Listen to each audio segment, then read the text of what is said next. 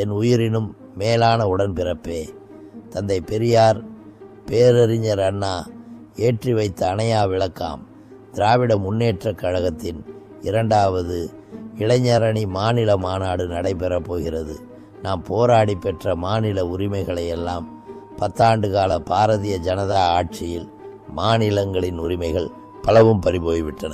கல்வி உரிமை, மொழி உரிமை, நிதி உரிமை, சட்ட உரிமை என மாநிலங்களின் உரிமைகளை ஒன்றிய அரசு அபகரிக்கும் போக்கு தொடர்வதையும், ஜனநாயக நெறிமுறைகளுக்கு எதிரான அராஜக போக்கு மிகுவதையும் காண்கிறோம். நம்முடைய துயர் துடைப்பு பணிகளுக்கு கூட நிதி தர மாட்டோம் என்று எகத்தாளம் பேசுவதையெல்லாம் ஜனநாயக பாசறையான திராவிட முன்னேற்றக் கழகம் ஏற்றுக்கொள்ளக்கூடிய கட்சி அல்ல. உழைப்பிற்கே முன்னுதாரணமாக இருந்த தம்பி ஸ்டாலின்